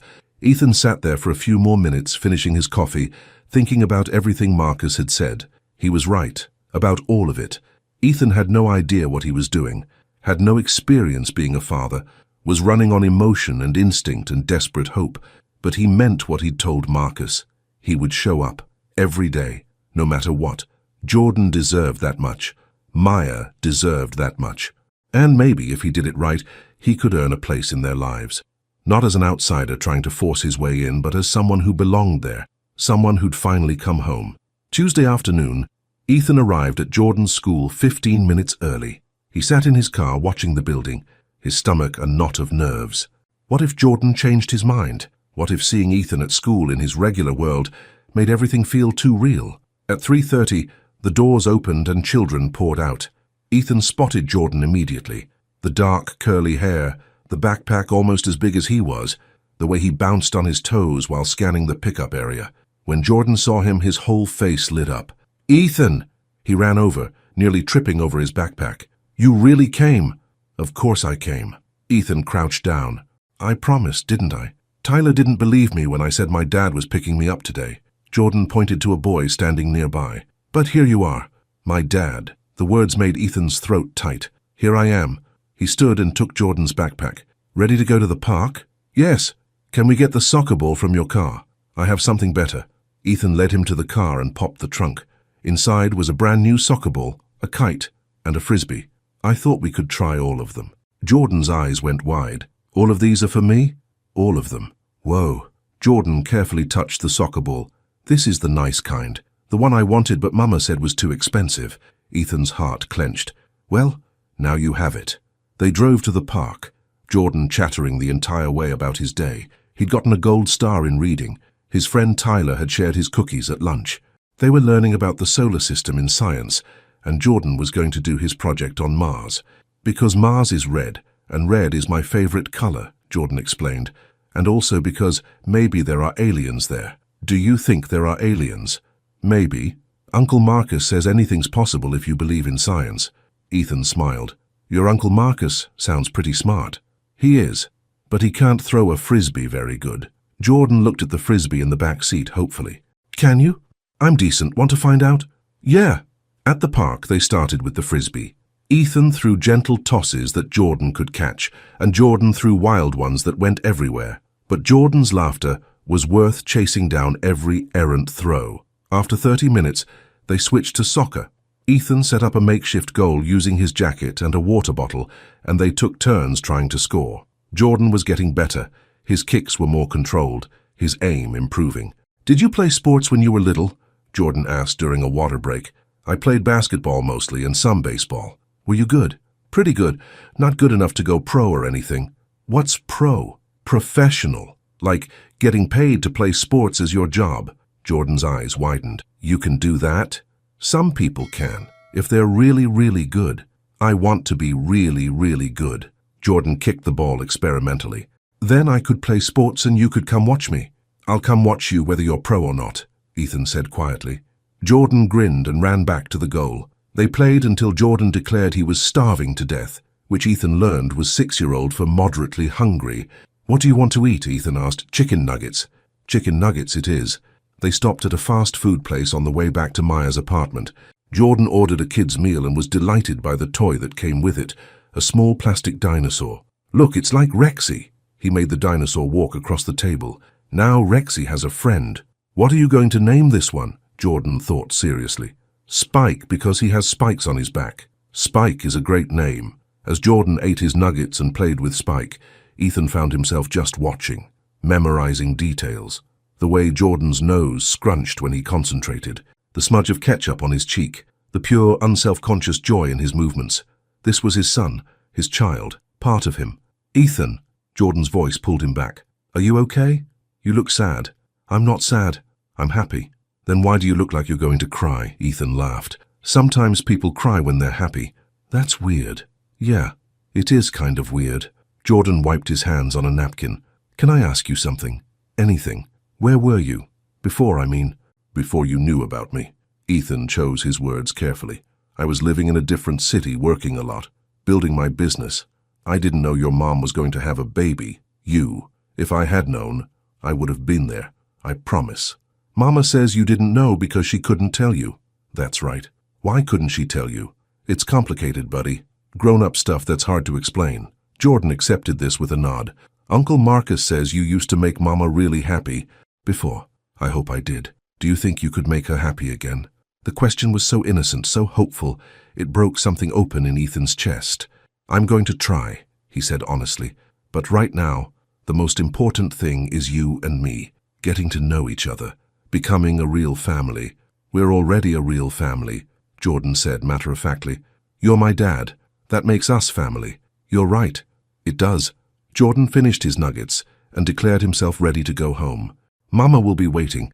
She worries if I'm late." They drove back to the apartment.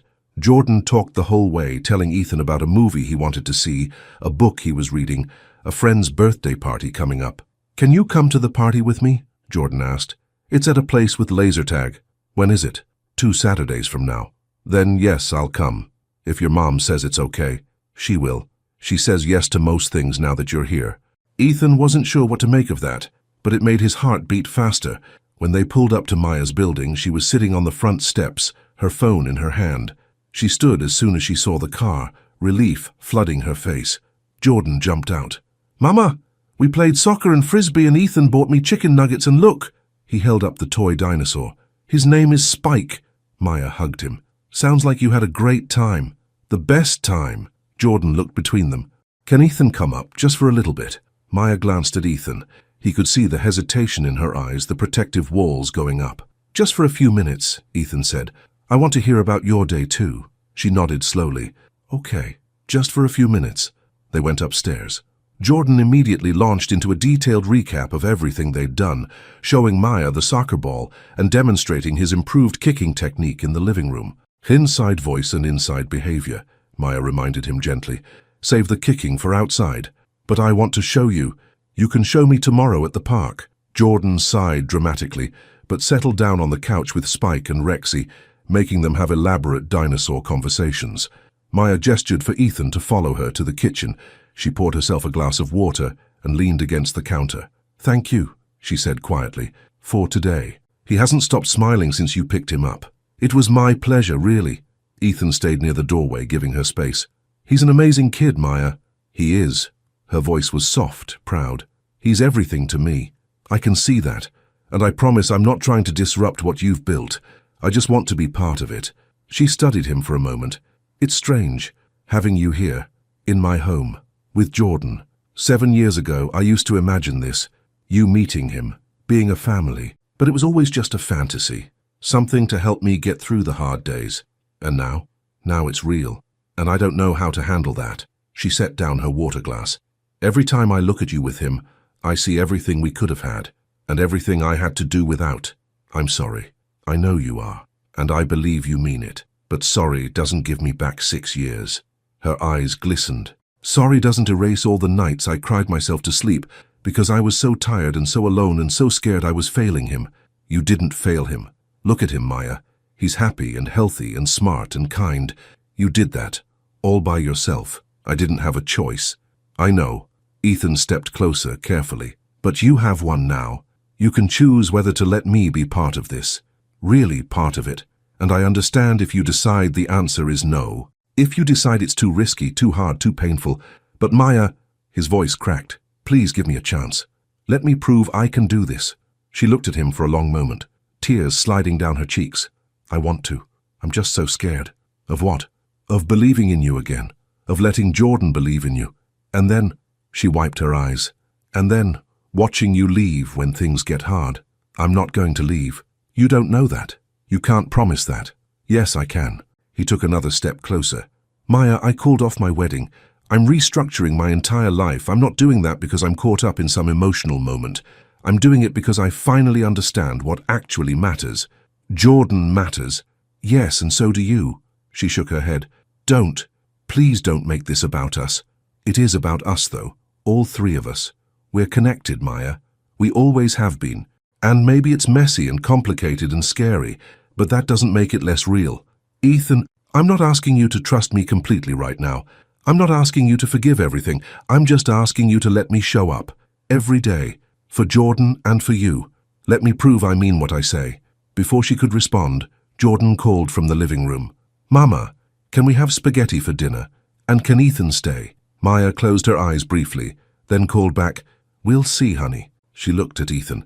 "You should go. This is already complicated enough." "Okay." He didn't argue. "Can I see him tomorrow?" "You're moving very fast. I have 6 years to make up for." "You can't make up for 6 years in 6 weeks, Ethan." "I know, but I can try." He pulled out his phone. "What if I picked him up from school again tomorrow? We could go to the library. He mentioned he needs books for his Mars project." Maya bit her lip. "He has soccer practice tomorrow, 4:30 to 5:30. I'll take him. You don't know where the field is. So tell me, or better yet, come with us." She looked surprised. "What? Come with us? You can watch practice, make sure I don't mess anything up, and afterward the three of us could grab dinner, something simple." "Ethan, I don't think—" "Please." He knew he was pushing, but he couldn't help it. "I want to be part of his routine, all of it. School pickups and soccer practice and homework and bedtime stories. But I also want you there, because you're part of this too." "I don't know if I can do that." Her voice was barely a whisper. "Spend time with you like we're something we're not. What if we could be?" "Don't." She wrapped her arms around herself. "Don't say things like that when you don't mean them." "I do mean them. You don't know what you mean. 3 days ago you were engaged to someone else. 3 days ago you had a completely different life planned. You can't just throw all that away and expect to step into this one like nothing happened. I'm not expecting that. I know this is complicated. I know I hurt you. I know I have to earn your trust again." He moved closer, close enough that he could see the gold flecks in her brown eyes. "But Maya, when I look at you, I don't see the past. I see the future. A real future. One I actually want." Her breath caught. "Ethan." "Mama." Jordan appeared in the doorway. "Are you crying again? Did Ethan make you sad?" "No, baby." Maya quickly wiped her eyes. "I'm not sad, just tired." Jordan looked suspicious but accepted this. He turned to Ethan. "Are you leaving?" "Yeah, buddy. I need to go. But I'll see you tomorrow, okay?" "At school?" Ethan glanced at Maya. She nodded almost imperceptibly. "At school," he confirmed. "And then we're going to your soccer practice." Jordan's face lit up. "Really? You're coming to my practice?" "Wouldn't miss it." Jordan ran over and hugged Ethan's legs. "This is the best week ever." Ethan crouched down and hugged him properly. "For me too, Jordan. For me too." He stood and met Maya's eyes over Jordan's head. She looked conflicted, scared, but also something else. Something that looked almost like hope. "Tomorrow," he said softly. Tomorrow, she agreed. The next afternoon, Ethan picked Jordan up from school and drove him to the soccer field on the edge of town. It was a community space with several fields, goals that had seen better days, and a small set of bleachers. Maya was already there, sitting in the middle of the bleachers with a few other parents. She waved when she saw them. Jordan grabbed his soccer cleats from his bag and ran toward the field, where other kids were already warming up. Ethan climbed the bleachers and sat next to Maya, leaving a respectful distance between them. "Hey," he said. "Hey." She handed him a water bottle. "You'll want this. It's warm out here. Thanks." They sat in silence for a moment, watching Jordan join the other kids. A coach was organizing them into drills, simple passing exercises, dribbling around cones. "He's not very coordinated yet," Maya said, "but he tries so hard. He's 6, he's doing great for 6. Some of the other kids are better. I worry he'll get frustrated and want to quit." "Has he said he wants to quit?" "No, he loves it, even when he falls or misses the ball." She smiled softly. "He just gets up and tries again. Wonder where he gets that from." She glanced at him. "What do you mean? You got pregnant at 21, got dumped by your boyfriend, and still finished school while raising a baby. You don't give up either." Maya looked away, but he could see the flush on her cheeks. They watched the practice in comfortable silence. Jordan was enthusiastic, if not skilled, running after the ball with determination. He fell once, scraped his knee, but popped right back up and kept playing. "He got that from you too," Maya said quietly. "The stubbornness." Ethan laughed. "I prefer to call it persistence. Call it whatever you want. It's still stubbornness."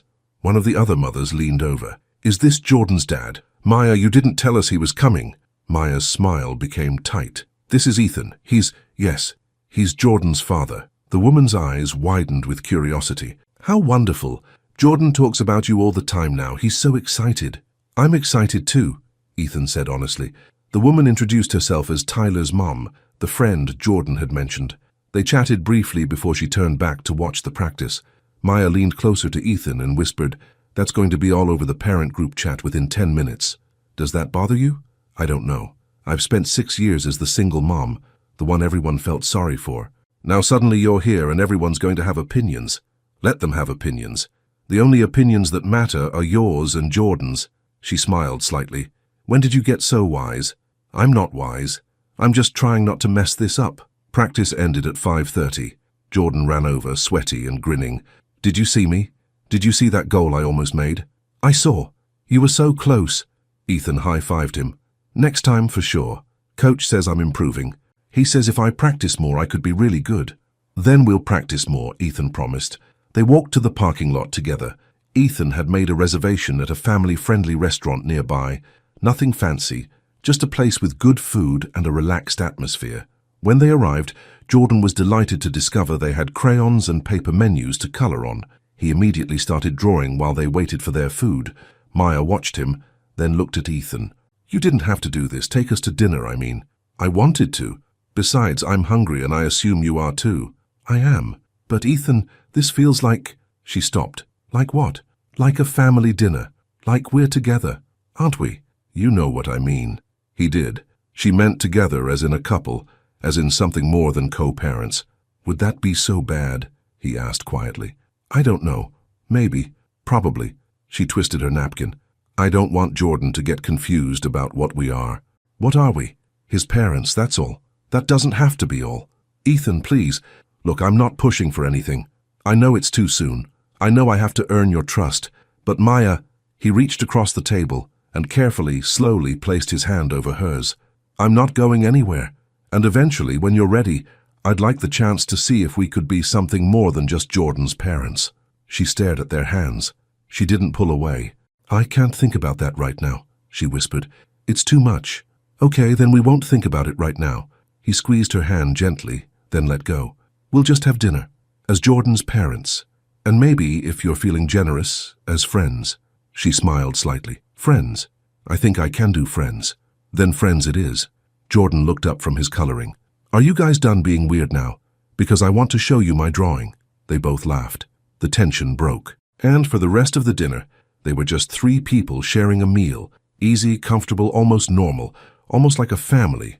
Over the next week, a routine developed. Ethan picked Jordan up from school most days. Sometimes they went to the park, sometimes the library. Once they went to a science museum where Jordan spent an hour in the space exhibit, asking a million questions Ethan did his best to answer. Maya joined them for dinner twice more. Each time it felt a little more natural. The awkwardness faded. The conversation flowed easier. Jordan was thriving. He talked constantly about my dad. My dad took me to the museum. My dad helped me with my homework. My dad says I'm getting really good at soccer. And slowly, carefully, Maya began to relax.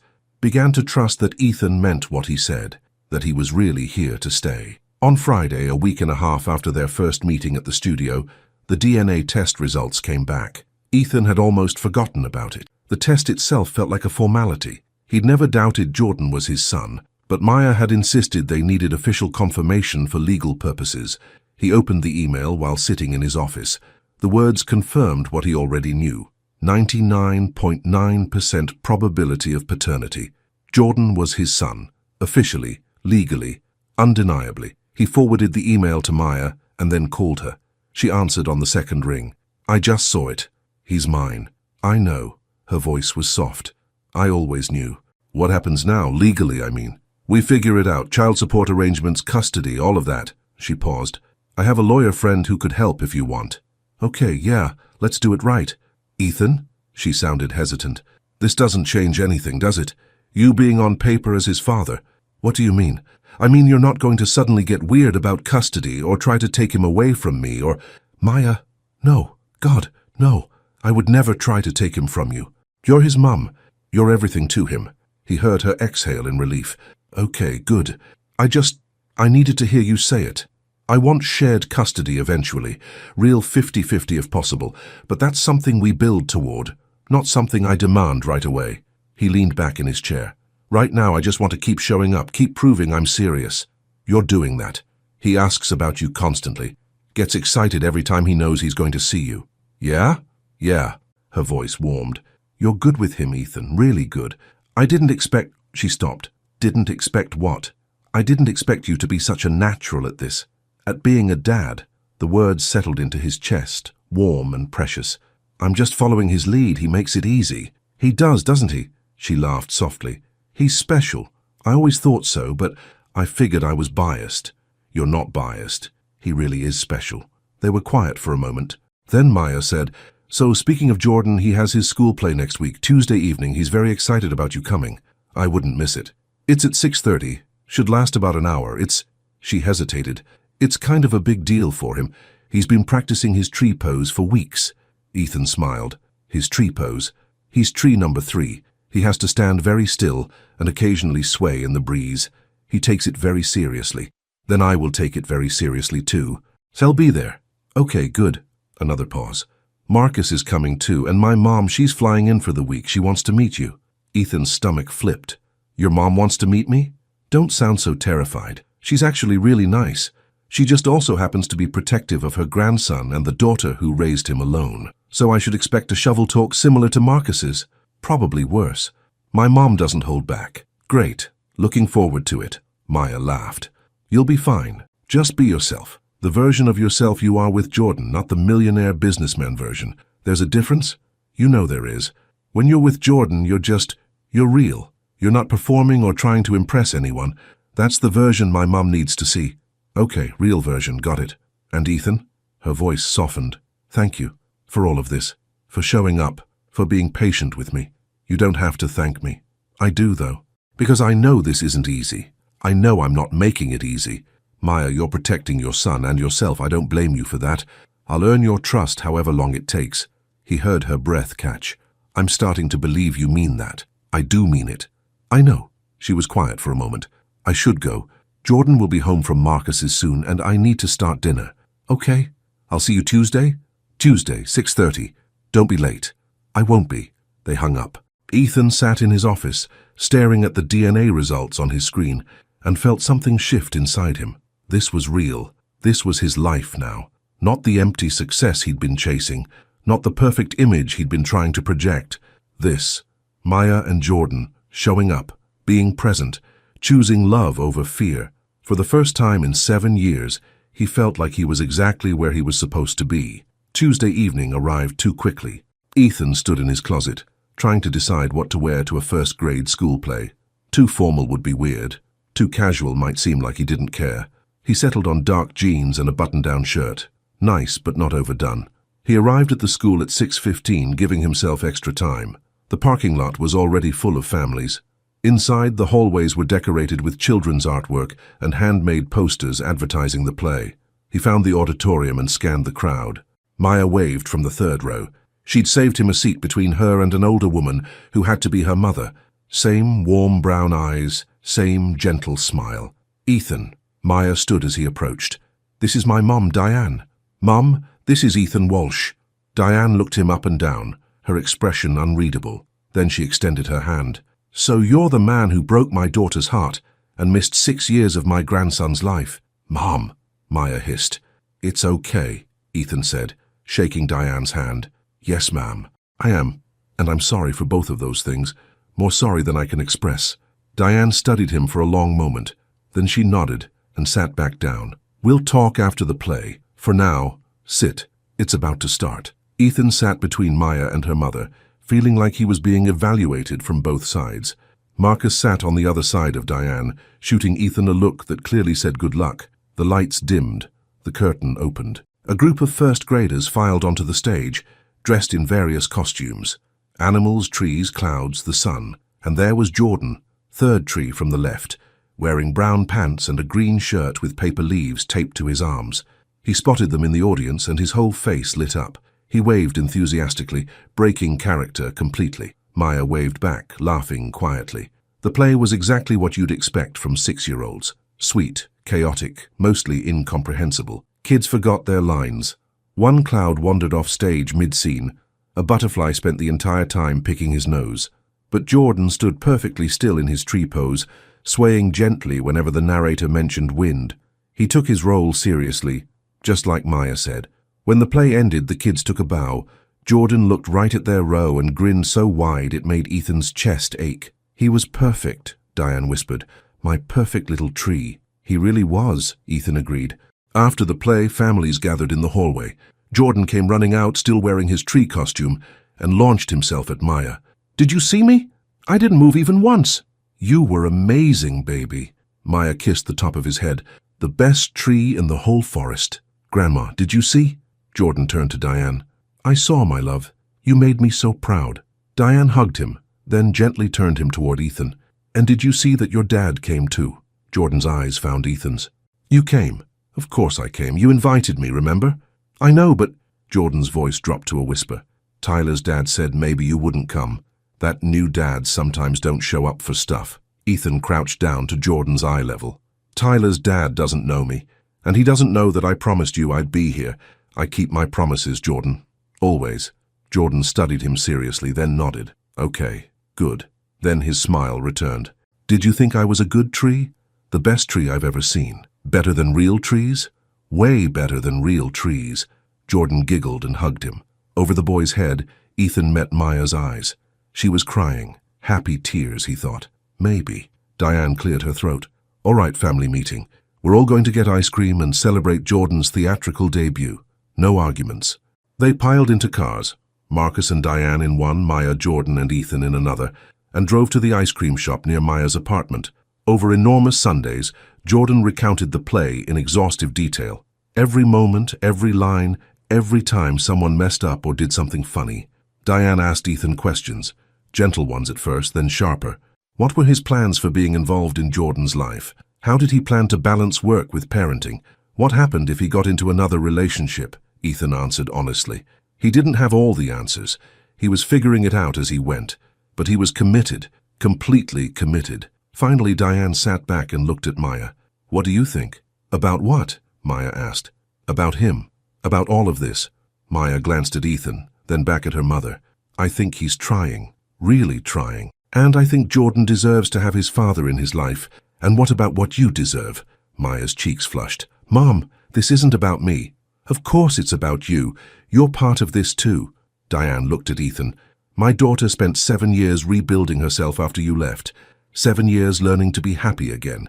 If you're going to be part of her life, and by extension Jordan's life, I need to know you understand what's at stake." "I do understand," Ethan said quietly. "And I'm not going to hurt her again. I'm not going to hurt either of them." You can't promise that. Life is complicated. You're right. But I can promise that I'll try, that I'll show up, that I'll choose them over everything else. Diane held his gaze for a long moment, then nodded slowly. All right, you get your chance. But if you mess this up, he won't, Jordan interrupted, looking between the adults with confusion. He won't mess up. Right, Ethan? Right, Ethan promised. I won't. Jordan smiled and went back to his ice cream, satisfied.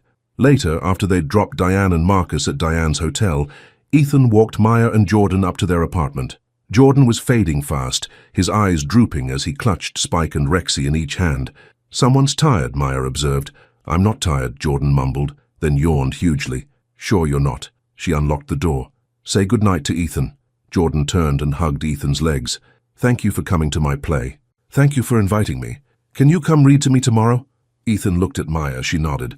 Absolutely. What time? After dinner. 7 o'clock. I'll be here at 7. Jordan smiled sleepily and shuffled inside. Maya lingered in the doorway. He's getting attached, she said softly. Is that bad? I don't know. It scares me. If something happened, if you changed your mind, it would destroy him. I'm not changing my mind. You say that now. Maya, he stepped closer. I know you're scared. I know you have every reason to be, but I need you to hear me, really hear me. I'm not leaving, not Jordan, not you. I'm here for the long haul. Her eyes searched his face. What do you want from me, Ethan? Really? Honestly? He took a breath. Everything. I want to be Jordan's dad. I want to be part of your life. I want... He stopped himself. You want what? I want us to be a family. A real family. Not just co-parents who tolerate each other for Jordan's sake. I want what we had 7 years ago, but better, stronger, built on honesty and trust, and... She kissed him. It was sudden, unexpected, and over almost before it began. She pulled back immediately, her eyes wide. I'm sorry. I shouldn't have... Don't apologize. His voice was rough. Please don't apologize. This is a bad idea. We should focus on Jordan. We can't... Why can't we? Because it's too soon, too complicated, too risky. Or maybe it's exactly the right time. He reached up and gently tucked a strand of hair behind her ear. Maya, I know I'm asking a lot. I know I hurt you, but I also know that when I'm with you and Jordan, I'm happier than I've been in 7 years. And I think, I hope, you feel something too. I do. Her voice was barely a whisper. I feel too much. That's the problem. That's not a problem. That's a gift. She laughed shakily. You always knew what to say. Then believe me now when I say I love you. I never stopped loving you, Maya, and I want a chance to prove it. Tears spilled down her cheeks. You can't just say things like that. Why not? It's true. Because I want to believe you so badly it hurts. Because Jordan's starting to love you, and I'm starting to trust you, and if this falls apart, it won't fall apart. You don't know that. Then let me prove it. He cupped her face gently. Give me time. Let me show you this is real. She closed her eyes, leaning into his touch. Okay, but slowly, we go slowly. As slow as you need. She opened her eyes and smiled through her tears. You're making this very hard to resist. Good. I don't want you to resist. She laughed and gently pushed him away. Go home, Ethan, before I do something else impulsive.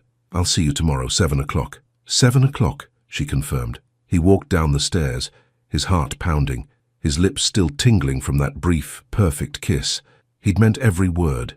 He loved her, loved Jordan, wanted this life more than anything he'd ever wanted, and for the first time he believed it was possible, that they could be a family, that second chances were real, that sometimes the broken things could be made whole again. The weeks that followed fell into a rhythm that felt more natural every day. Ethan picked Jordan up from school, helped with homework, attended soccer games. He read bedtime stories, built blanket forts, learned the names of every dinosaur and planet. And slowly, carefully, he and Maya rebuilt what they'd lost. They didn't rush. They took it one day at a time, but the connection was still there, stronger now, deepened by time and pain and the shared love of their son. One Saturday morning, 6 weeks after that first shocking reunion, Ethan arrived at Maya's apartment with lumber and tools in his truck. Jordan ran to the window when he heard the truck pull up. Mama, Ethan's here, and he has wood. Maya came to the window, confused. What's all this? Ethan grinned up at them. I promised Jordan a treehouse. I always keep my promises. Jordan screamed with excitement and ran for the door. Maya followed, shaking her head but smiling. You're serious about this? Completely serious. Marcus is meeting us at the park, the one with the good climbing trees. We're going to build it today. All of you? All of us, if you want to help. Maya looked at Jordan's ecstatic face, then at Ethan's hopeful one, and laughed. Okay. Let me get my shoes. They spent the day at the park, building a simple but sturdy treehouse with Marcus's help. Jordan supervised enthusiastically, handing them tools and offering suggestions. By late afternoon it was done, small but perfect, with a rope ladder and a sign that said Jordan's Castle, that Jordan had painted himself. Jordan climbed up immediately, declaring it the best tree house in the whole world. Ethan stood with Maya at the base of the tree, watching their son beam with pride. You really built him a tree house, Maya said softly. I told you I would. I know, but I guess part of me still didn't believe it. Didn't believe you'd follow through. He turned to face her. I'm going to follow through on everything, Maya. Every promise, every commitment, everything. She looked up at him, her eyes shining. I'm starting to believe that. Good. He took her hand carefully. Because I mean it, all of it. Jordan called down from the treehouse. Come up, both of you, you have to see the view. They climbed up carefully, testing each step, and squeezed into the small space with Jordan. See? Jordan pointed. You can see everything from here. The whole park and the playground and even the ice cream shop. It's perfect, Maya agreed. Jordan looked between his parents, then grinned. This is the best day. We're like a real family. Ethan and Maya exchanged glances. We are a real family, Ethan said softly. We really are. And in that moment, sitting in a treehouse in a park with the two people he loved most in the world, Ethan knew it was true. He'd lost 7 years. He'd made terrible mistakes. He'd hurt people and wasted time and built a life that looked perfect but felt empty. But he'd found his way back, to Maya, to Jordan, to the life he was always meant to live. Welcome home, Maya whispered, echoing her words from weeks ago. Ethan kissed her softly, then pulled Jordan into a hug. I'm home, he agreed. Finally home, and for the first time in 7 years, everything felt right. The end.